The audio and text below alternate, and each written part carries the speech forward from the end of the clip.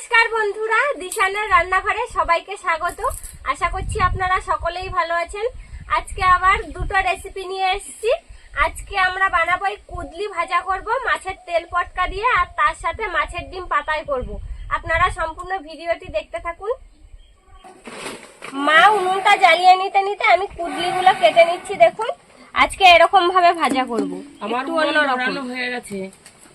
তুমি কড়াই বসাতে লাগো। আমার হয়ে গেছে। কড়াই বসিয়ে দেবো। হ্যাঁ, দিলাম কিন্তু কতক্ষণ লাগবে কাটতে? বেশিক্ষণ লাগবে না। আপনারা তো অনেক রকম ভাবে ভাজা খেয়েছেন, এরকম ভাবে ভাজা করে খেয়ে দেখবেন, দারুণ লাগে। আর রোজ রোজ একঘেয়ে ভাজা খেতেও কেমন ভালো লাগে না, সেই জন্য আজকে একটু অন্যরকম ভাবে ভাজাটা করছি। এরকম ভাবে ভাজা করলে দেখতেও সুন্দর লাগে আর খেতেও ভালো লাগে। কুদলিগুলো আমি জলে ধুয়ে ধুয়ে কাটছি।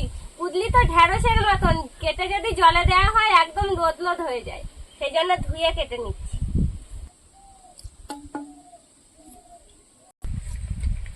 কুদলি ভাজার জন্য কড়াইতে তেল দিয়ে দিচ্ছে। শুকনো লঙ্কা কাটা,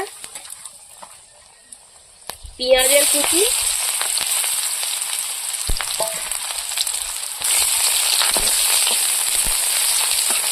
এবার তেল পটকা গুলো দিয়ে দেবো।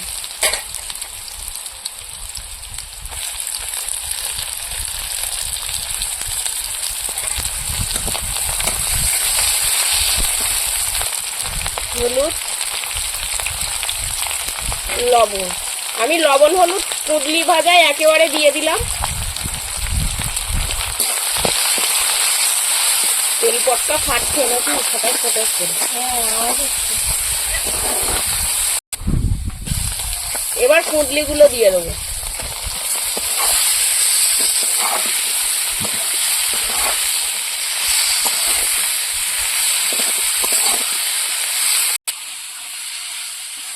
এবার ঢাকা দিয়ে রাখবো, কুদলিটা তাড়াতাড়ি সেদ্ধ হয়ে যাবে। মাছের ডিম পাতায় করার জন্য আমি পেঁয়াজ, রসুন, কাঁচা লঙ্কা এগুলো সবকিছু কেটে নেব। এবার ঢাকাটা খুলে নেব।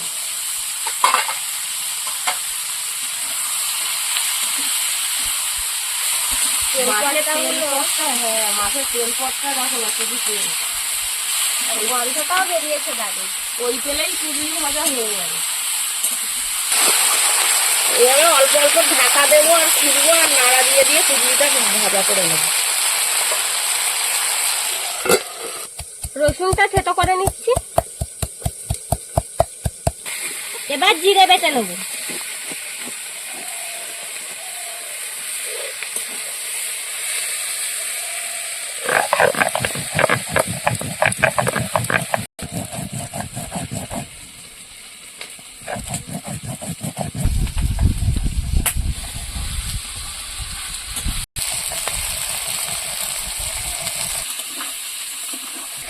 জিরে বেটে তুলে নিয়েছি, এবার লঙ্কা বেটে নেব।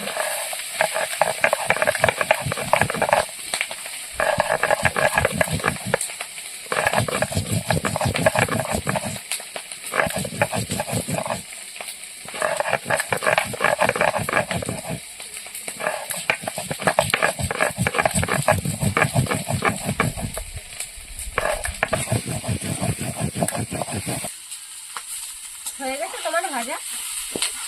হয়ে এসেছে, যা হয়ে গেছে তুলে নেব।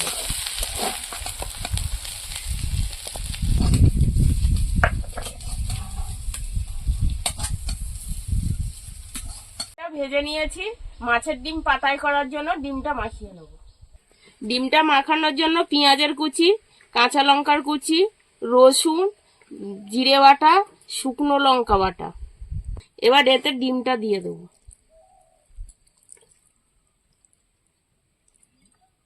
এবার ডিমের মধ্যে হলুদ, পরিমাণ মতন লবণ। এবার সব একসাথে মাখিয়ে নেব। ভালো করে মাখাতে হবে, ডিমের মধ্যে যেন সব মশলাগুলো ঢুকে যায়। এবার এতে একটু তেল দিয়ে দেবো আর একটু মাখিয়ে নেব। ডিমটা ওদিকে মাখাতে মাখাতে আমি পাতাগুলো সব সেঁকে নেব।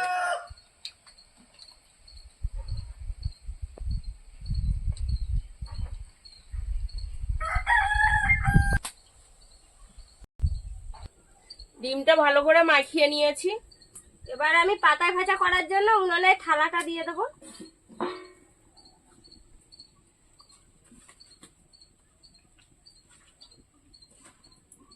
কলা পাতা সাজিয়ে দিলাম, আর এইটাই পাতায় দেবো এর উপরে। এবার পাতার উপরে তেল দিয়ে দেবো। তেলটা একটু চারিদিকে লাগিয়ে দেবো।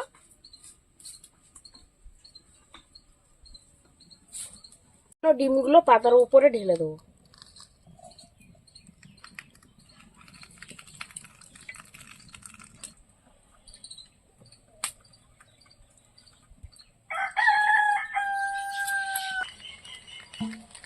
এবার চারিদিকে ভালো করে সাইজ করে দিয়ে দিয়েছি। এবার ঢাকা দিয়ে রাখবো, বেশি সময় লাগবে না। পাতায় মাছ ভাজা করতে যতটা টাইম লাগে পাতায় ডিম ভাজা করতেও ততটা টাইম লাগে না, অনেক কম সময় হয়ে যায়। ডিম একটুখানি আগুনের তাপ পেলেই শক্ত হয়ে জমাট বেঁধে একটা কেকের মতন তৈরি হয়। ডিম পাতায় খুবই কম সময় তৈরি করা যায়, আর খেতেও অসাধারণ লাগে। আপনারাও বাড়িতে তৈরি করে খেয়ে দেখবেন। আর অল্প কলা পাতায়ও তৈরি হয়ে যায়, বেশি পাতা দরকার লাগে না পাতায় মাছ ভাজার মতন হতো। এইবার ঢাকাটা খুলে নেব।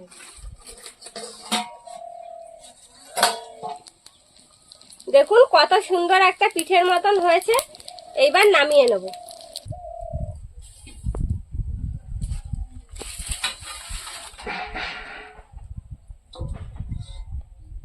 এবার এই পাতাটায়ও তেল মাখিয়ে নেব উল্টে দেওয়ার জন্য।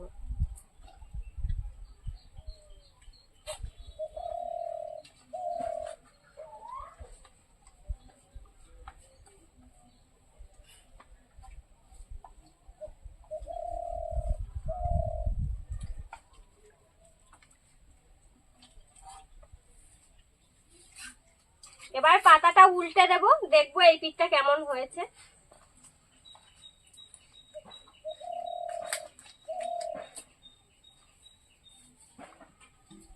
এই থালাটা দিয়ে উল্টে দেব।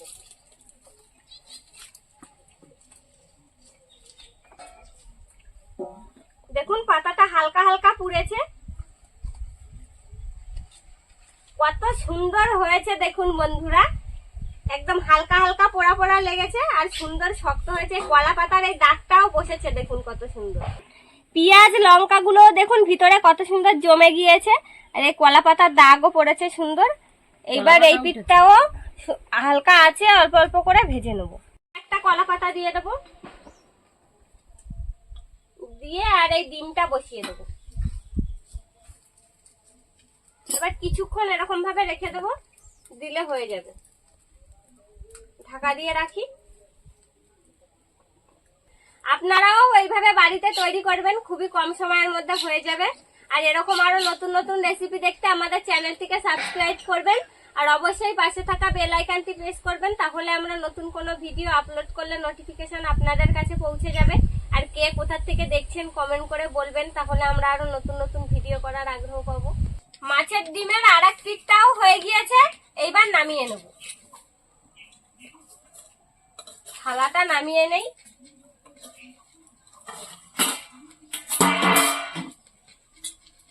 মাছের ডিম ভাজা একদম কলা পাতার ছাপ উঠে গেছে। আমাদের আজকের ভিডিওটা শেষ পর্যন্ত দেখার জন্য ধন্যবাদ। ভালো লাগলে লাইক কমেন্ট শেয়ার করবেন। আবার ফিরে আসবো নতুন একটা রেসিপি নিয়ে। সবাই ভালো থাকবেন, সুস্থ থাকবেন।